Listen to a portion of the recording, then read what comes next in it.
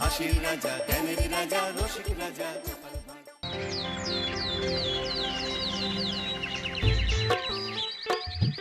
আহা কি আনন্দ, আহা কি আনন্দ, আকাশে সূর্য নিচে মাটি। আহা কি আনন্দ, আহা কি আনন্দ, আহা কি আনন্দ। আরে ও গোপাল দাদা, গোপাল দাদা, এই সকাল সকাল কে আবার পিছু ডাকলো? আরে আমি গো আমি। আমি তো আমি নামে কাউকে চিনি না। আর তুমি একটু পেছন ফিরে তাকাও তো। আমি তো সামনে যাচ্ছি, পেছনে তাকাবো কেন? ঠিক আছে, তাহলে আমি তোমার সামনে আসছি। আরে দৌড়াচ্ছ কেন? হ্যাঁ, আরে দাঁড়াও দাঁড়াও বলছি, দাঁড়াও, নইলে কিন্তু আমি মহারাজের কাছে যাব। হ্যাঁ, ও ভোলা তুমি? আরে আগে বলবে তো, আমি করছিলে কেন? একদম কথা ঘোরাবে না গোপাল দাদা। এবার বলো কি বলছি। দেখো, আমি তোমাকে আগের বছর 50 মোহর ধার দিয়েছিলাম। এ কি, তোমার তো মিষ্টির দোকান, ধার দিলে তো লোকে ছুরি কাঁচি ধার দেয়, আর তুমি মোহরে ধার দেওয়ার ব্যবসা শুরু করেছো কবে থেকে বলো দেখি? আবার কথা ঘোরানো শুরু করেছো। হ্যাঁ, আমি এবার কিন্তু সত্যি মহারাজের কাছে যাব। আরে মজা করছি তো। আরে বারবার আমাদের মধ্যে মহারাজকে টেনে আনার কি দরকার বলো তো? সে না হয় টানলাম, তবে তুমি ওই আমার 50 মোহর সুদ সহ কবে ফেরত দেবে বলো তো? আর কিন্তু তোমার হাতে ওই 1 সপ্তাহ সময় আছে। হ্যাঁ, 1 সপ্তাহ মানে কতদিন ভাই? 7 দিন, 7 দিন। 7 দিন? আচ্ছা 7 দিন মানে কত ঘন্টা? 24 গুণ 7, মোট ওই 168 ঘন্টা। ও, অনেক সময় আছে। দেখো গোপাল দাদা, তোমার সাথে কিন্তু আমার ওই কাগজে কলমে লিখিত পড়িত আছে। হ্যাঁ, যদি ওই সময়ের মধ্যে তুমি আমার কাছ থেকে নেওয়া ওই অর্থ আমাকে ফেরত না দিতে পারো, তাহলে কিন্তু তোমার ওই বাড়ি ঘর সব আমার হয়ে যাবে। হ্যাঁ, হ্যাঁ হ্যাঁ, মনে আছে মনে আছে। এখন রাজসভায় যাই, 168 ঘন্টা পেরিয়ে গেলে চলে এসো, কেমন? বেশ, কথাটা মনে থাকে যেন। হ্যাঁ, তখন আর কিন্তু কোনো চালাকি করতে যাবে না, আমি সোজা মহারাজকে বলে দেবো। ঠিক আছে ঠিক আছে। দেখুন মহারাজ, নিজের চোখেই দেখুন, সবাই হাজির, শুধু গোপাল ধা। সত্যি গোপাল ইদানিং আবার দেরি করে আসা শুরু করেছে। ওকে আচ্ছা করে ধোলাই দিন, তাহলেই চলে আসবে। কাজের কাজ তো কিছু করে না, শুধু বসে থাকে, তাতেও এই। যা বলেছেন মন্ত্রী মশাই। আমার মতে গোপালকে রাজসভাতেই বেঁধে রাখুন, তাহলে আর বাড়িতে যেতেও হবে না, আর দেরি করে আসবেও না। রোজ রোজ গোপাল করে রাজসভায় আসতে দেরি, তাই এবার তার পায়ে পড়াতে হবে বেড়ি। এই তো মহারাজ চলে এসেছি। আর বলবেন না, রাস্তায় ভোলা ময়রা চেপে ধরছিল। থাক, আর অজুহাত দিতে হবে না। নেহাত ভাগ্যের জোরে এই রাজসভার চাকরিটা পেয়েছিল। মহারাজ ভালো মানুষ, তাই তোমাকে পুষছেন। আচ্ছা আপনি কি বলতে চাইছেন কি? আমি বলতে চাইছি যে মহারাজ যদি তাড়িয়ে দেন, তাহলে তোমার কি কিছু করে খাওয়ার যোগ্যতা আছে গোপাল? আপনার নিজের যোগ্যতা আছে? আছে বলেই মুখ ফুলিয়ে বলছি। হ্যাঁ, মন্ত্রী এটা একটা ভালো প্রসঙ্গ তুলেছে। আমার রাজসভার সকল সভাসদদের বলছি, যদি কোনো কারণে তোমাদের চাকরি চলে যায়, তাহলে তোমরা কি করবে একবার ভেবে দেখেছো? না মহারাজ, ভাবনাটা আমি সঠিক সময়ে কাজে লাগাই। ওই অকারণে ভেবে মাথা খারাপ করতে চাই না। আহা, রাজসভার চাকরিটা তো তোমাদের পেশা। এই পেশার বাইরে তোমরা কে কি করতে পারবে? দেখুন মহারাজ, আমি তো ভেবেই দেখেছি যে যদি রাজসভার চাকরি না থাকতো, তাহলে আমি ব্যবসা করতাম। আমি মহারাজ যদি বিজ্ঞানী না হতাম, তাহলে শিক্ষা দান করতাম। আমি তো ছবি আঁকতাম, কলম না থাকলে আমি তুলি ধরবো। আমি কামারশালায় কাজ করতাম। আমার তো ছোটবেলায় মূর্তি বানানোর শখ ছিল, আমি মৃৎশিল্পের কাজ করতাম। কি গোপাল, এবার তুমি বলো। সবাই তো কিছু না কিছু বিকল্প ভাবনা চিন্তা করে রেখেছে। দেখুন মহারাজ, অনেক ভেবে দেখলাম আমার কাজ তো ভাড়ামো, তাই আমি লোক হাসিয়েই পয়সা রোজগার করব। আর বিশেষ কোনো গুণ তো আমার মধ্যে খুঁজে পাচ্ছি না মহারাজ। বেশ, আমি একটা ছোট্ট পরীক্ষা নেব। আজকের পর থেকে আগামী 7 দিন, আর এই 7 দিন তোমরা তোমাদের যা মন চায় সেটা করে রোজগার করবে। আমি তো খেতে ভালোবাসি। তাহলে খাবে। গোপাল হয় মুখ খুলে থাকে, নইলে চোখ বন্ধ করে। ও শুধু দুটো কাজই ভালো করতে পারে। আর 7ম দিনের শেষে বিচার হবে কে কত রোজগার করেছে। যার রোজগার সবচেয়ে বেশি হবে তাকে আমি দেব 100 মোহর উপহার। আর মহারাজ, যে সবচেয়ে কম রোজগার করবে তার বেতন থেকে আগামী 10 মাস 10 মোহর করে কাটা হবে। কি রাজি তো? হ্যাঁ, রাজি রাজি। আমি জানি যে গোপাল ফুটো করিও রোজগার করতে পারবে না, তাই গোপালই হারবে। বেশ, আর যদি অন্য কেউ হারে? তাহলে আমি নিজের বেতন থেকে তাকে আগামী 10 মাস 10 মোহর করে দেব। ব্যাস, এবার তোমরা কাজে লেগে পড়ো।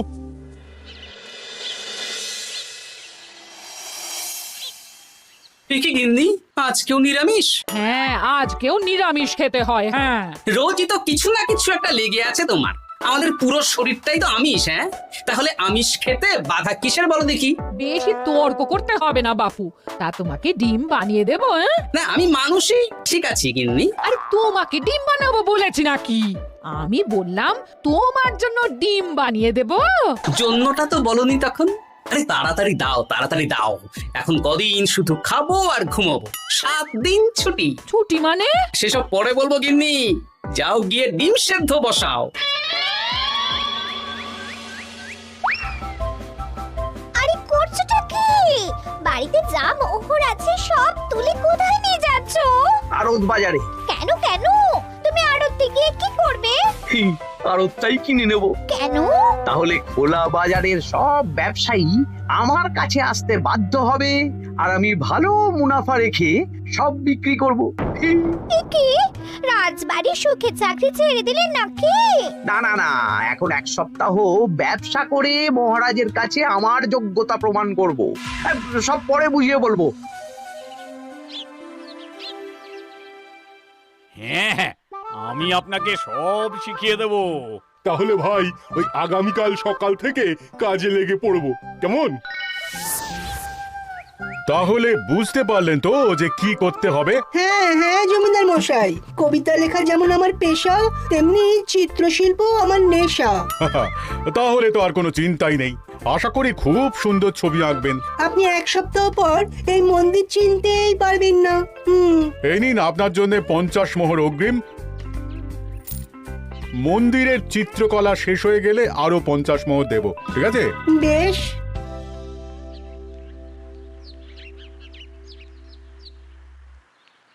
এই হাত চালা, হাত চালা। হাত পা সবই তো চালাচ্ছি মন্ত্রী মশাই। আপনি এত শাকসবজি আনাজ দিয়ে করবেনটা কি? আমি এখন 7 দিন কৃষ্ণনগরের বাজার নিয়ন্ত্রণ করব, তাই সব জিনিসপত্র আড়ত থেকে আমি নিজেই কিনে নিয়েছি। এবার সাধারণ বাজারের দোকানদাররা আপনার কাছে আসবে। কাল সকাল থেকে শুধু মোহর গুনবো।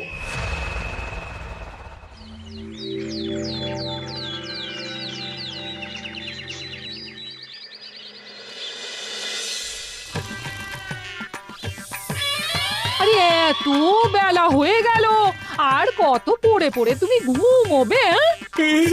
এত লম্বা ছুটি পেয়েছি, এখন তো বিশ্রাম নিতেই হবে গিন্নি। কিন্তু কুকুর ঘাটে গিয়ে তো আমি অন্য কথা শুনলাম। তুমি আবার কি শুনেছো? তোমাদের মহারাজ নাকি বলেছেন আগামী 1 সপ্তাহ তোমরা সকল সভাসদেরা ওই সকল সভাসদেরা নিজের ইচ্ছে মতো কাজ করে রোজগার করব। আমার কাজ তো ভাড়ামো করা, তাই ভাড়ামোর সুযোগ এলে সেটাই করব। কিন্তু যদি সুযোগ না আসে, তাছাড়া যার রোজগার সবচেয়ে কম হবে তার তো বেতন থেকে 100 মোহর কাটা হবে গো। এই খবর পেয়ে গেছো? বাবা, পুকুর ঘাট না পরনিন্দা পরচর্চা কেন্দ্র? হ্যাঁ, ওসব বাজে কথা বাদ দিয়ে কোনো কাজ শুরু করো, কাজ শুরু করো। এরকম গা এলিয়ে শুয়ে থাকলে ভগবান এসে তোমাকে পয়সা দিয়ে যাবে না গো। গোপাল দাদা, ও গোপাল দাদা, বলছি গোপাল দাদা, কি খবর গো? এই তো গতকাল তোমার সাথে কথা হলো, আজ একেবারে বাড়িতেই চলে এসেছো। তোমার যা হালচাল তাতে তো মনে হচ্ছে ওই কদিন পরে বাড়িটা আমারই হবে। আর সেই আশাতেই বসে থাকো। এই ভোলাময়রা এসেছে কেন গো? এসব কি বলছে? মা ঠাকুরুন, আপনার কাছে আর কি লোকাবো? বহুদিন আগে গোপাল দাদা আমার কাছে 50 মোহর ধার নিয়েছিল। সেই ধারের থেকে 5 মোহর এখনো আমাকে শোধ করেনি। সে কি? হ্যাঁ, শর্ত অনুযায়ী যদি গোপাল দাদা আগামী ওই 6 দিনের মধ্যে ধার না শোধ করতে পারে তাহলে এই বাড়ি আমার হয়ে যাবে। তুই আমাকে এত বড় কথা লুকিয়ে রেখেছো, হ্যাঁ? না আমি বলবো বলবো করে বলা হয়ে ওঠেনি আর কি। এবার আপনি দেখুন গিন্দিমা কি করবেন, ভিটে মাটি ছেড়ে কোথায় গিয়ে উঠবেন দেখুন। কি গো, এতেও তোমার হুঁশ হয় না, হ্যাঁ? ধুর, এই অযথা চিন্তা করো না তো, কিছু না কিছু একটা হয়ে যাবে।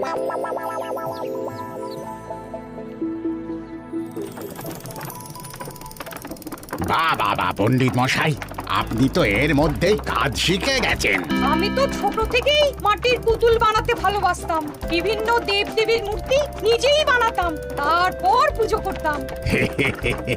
আমার পরম সৌভাগ্য আপনার মতন পণ্ডিত মানুষ আমার কুমোর শালায় কাজ করছেন। কোনো কাজই তো ছোট নয়। সত্যি সভাকবি মশাই, আপনার তুলিতে জাদু আছে। কি সুন্দর কারুকার্য। সবই আমার মা বাবার দান। আমার বাবা খুব বড় চিত্রশিল্পী ছিলেন, উনি হাতে ধরে আমাকে ছবি আঁকা শিখিয়েছেন। বাহ বাহ বাবা।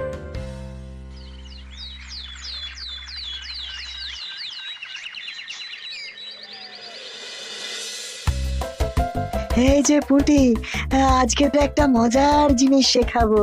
কি জিনিস? নয়ের নামটা তো তোরা পড়েছিস? হ্যাঁ। বল তো। 9 একে 9, 9 দুগুণে 18, 3 9 27, 4 9 36। ঠিক আছে ঠিক আছে, এবার থাম। পুরো মুখস্থ। সে তো বুঝতেই পারছি, এবার মজার জিনিসটা দেখ। 9 কে 9, 9 দুগুণে 18, 18 মানে কি? 1 10 8। হ্যাঁ, এবার 1-এর সাথে 8 যোগ কর, কত হয়? 9 3 9 কত? 27। 2-এর সাথে 7 যোগ করলে কত হয়? 9। 36-এর 3-এর সঙ্গে 6 জুড়লে 9। আরে বাস, দারুণ তো। হ্যাঁ হ্যাঁ। সত্যি বিজ্ঞানী মশাই, আপনি কি সুন্দরভাবে পড়া বোঝান। এটা তো আমার নেশা।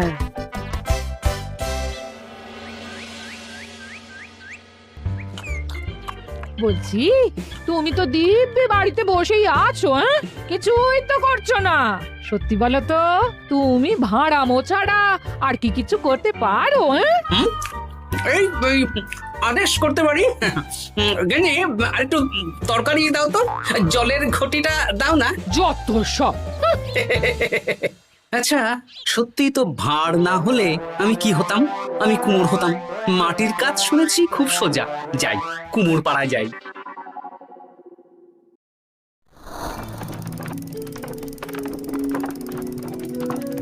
আমার কি সৌভাগ্য, রাজসভার দুজন সভাসদ আমার সঙ্গে কাজ করছে। আচ্ছা, এইভাবে ঘোরাবো? এই যা, হলো না হলো না। এটা কি মুড়ির মোয়া নাকি? দাও আমাকে করতে দাও, তুমি অন্য কিছু করো।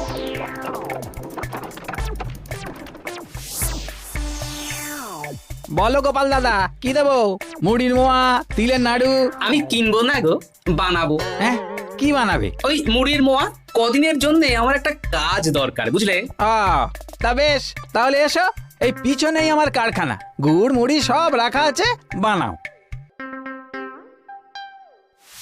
এই দেখো, এই যে গুড়ের হাঁড়ি আর ওই যে মুড়ির বস্তা, এবারে বানাও। বেশ, আমি তবে সামনে দোকানটা সামলাই।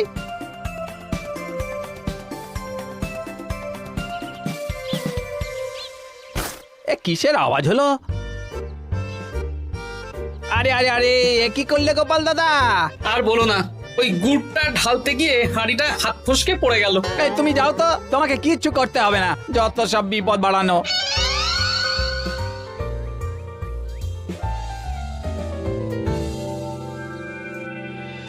তোমার দ্বারা কিছুই হবে না। হ্যাঁ, সত্যি তো, আমার দ্বারা যে কিছুই হবে না গিন্নি। তাহলে তুমি করবেটা কি?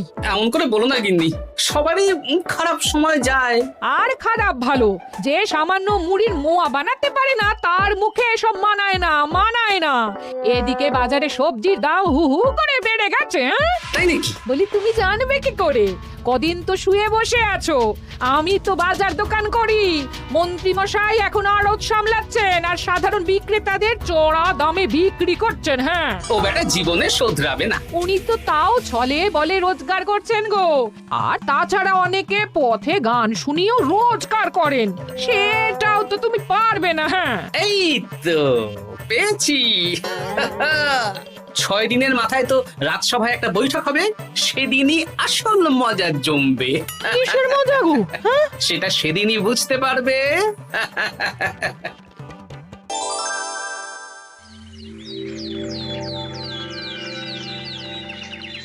তারপর বলো, আজ তো ষষ্ঠ দিন, আজ অবধি তোমরা কে কত কত রোজগার করেছো? মহারাজ, আমি এখনো অবধি 200 মোহর। বাহ বাহ বাহ! আমি মহারাজ 15 মোহর। হ্যাঁ, আমি 5 মোহর। বিভিন্ন বাড়িতে বাচ্চাদের পড়াচ্ছি, শিক্ষাদান করছি দিনরাত। সেনাপতি, আমি 10 মোহর পেয়েছি, আরো পাবো। আমি 50 মোহর অগ্রিম পেয়েছি, আরো পাবো আগামীকাল। বাহ বাহ বাহ! সবাই তো ভালোই রোজগার করেছো। আর গোপাল, তুমি বলো। মহারাজ, আমি এখনো অবধি কোনো রোজগার শুরু করিনি। আমি আগেই বলেছিলাম গোপাল একটা কানা করিও রোজগার করতে পারবে না। আসলে মহারাজ, আমি আজ সকালেই আমার প্রতিভা খুঁজে পেলাম। তোমার আবার কি প্রতিভা? আমি ভালো গান গাইতে পারি মহারাজ। আমার ছোট্টবেলার ইচ্ছে ছিল আমি রুদ্ধদ্বার সভা করব, গান গাইবো, আর দর্শক বা শ্রোতারা আমার গান শুনে আমাকে পয়সা দেবে। বাহ বাহ বাহ! তা শোনালি না কেন? আমি চাই আপনারা সবাই আমার বাড়িতে আসুন, আমার গান শুনুন। এই না না না না না, তোমার গান শুনে অর্থ ব্যয় করতে পারবো না গোপাল। যদি শোনাতে হয় তো বিনামূল্যে শোনাও। তুমি ভেবেছো কায়দা করে গান শুনিয়ে রোজগার করবে? সেসব চালাকি কিন্তু চলবে না। না মহারাজ, আমার গান শুনতে আসার জন্য একটা কানা করিও খরচ করতে হবে না। আমি বিনা পারিশ্রমিকে গান শোনাবো। বেশ, তাহলে কবে শোনাবে বলো? এখনই চলুন, শুভস্য শীঘ্রম। আবার যেতে হবে কেন?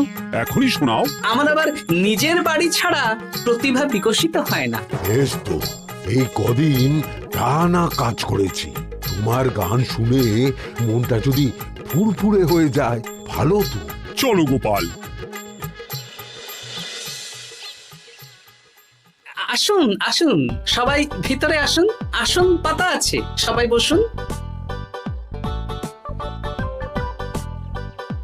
নাও, এবার গান শুরু করো। দাঁড়ান মহারাজ, আমার গান আমি বাইরের লোককে শোনাতে চাই না। কু কু বাবা, আবার কোকিলের মতন আওয়াজ করছে।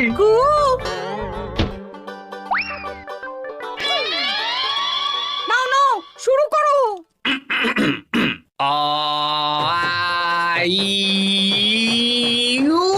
ওরে বাবা রে বাবা!